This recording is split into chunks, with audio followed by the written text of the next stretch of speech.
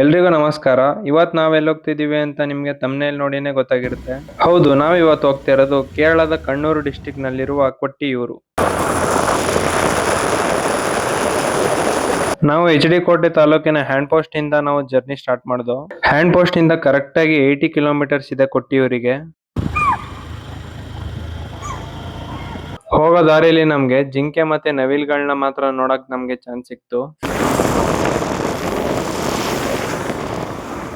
ಇಲ್ಲಿ ಬೋಂಡಾ ಬಜ್ಜಿಗಳನ್ನ ನೋಡಕ್ಕೆ ತುಂಬಾ ಡಿಫ್ರೆಂಟ್ ಆಗಿತ್ತು. ತಿಂದಾದ್ಮೇಲೆ ವಿಡಿಯೋ ಮಾಡ್ತಾ ಇದೀವಿ.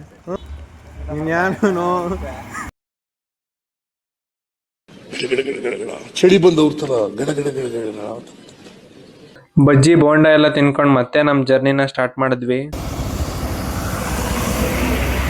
10:30 ಆಯ್ತು, ಇನ್ನು ಪಂಚೆ ಕಟ್ಟದ್ರಲ್ಲ ಅವನು ನೋಡಿ. ಒಂದ್ ಸ್ವಲ್ಪ ಕರುಣೆ ಇರ್ಲಿ.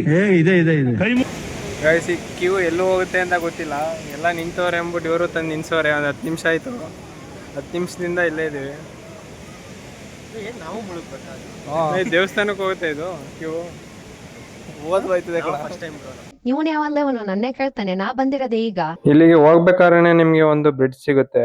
ಇಲ್ಲಿ ಹರಿತಾ ಇರೋ ನದಿ ಬಾವಲಿ ನದಿ.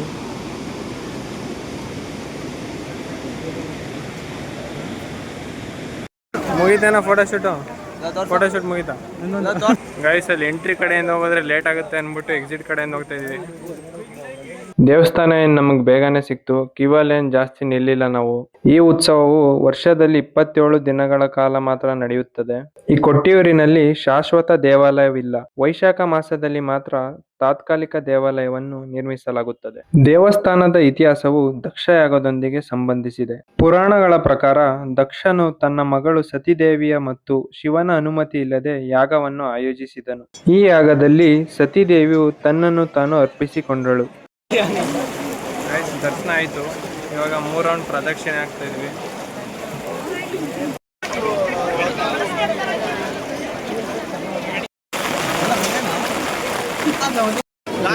ಅವನ ಸಖತ್ ಲೇಟ್ ಮಾಡ್ತಾವನೆ. ಇವರು ಪೂರ್ಣಚಂದ್ರ, ಕಾರ್ತಿಕ್, ಸಂತು. ಗೈಸ್, ಇಲ್ಲಿ ಆನೆ ಇದೆಯಂತೆ. ಆನೆ ನೋಡಕ್ ಹೋಗ್ತಾ ಇದೀವಿ.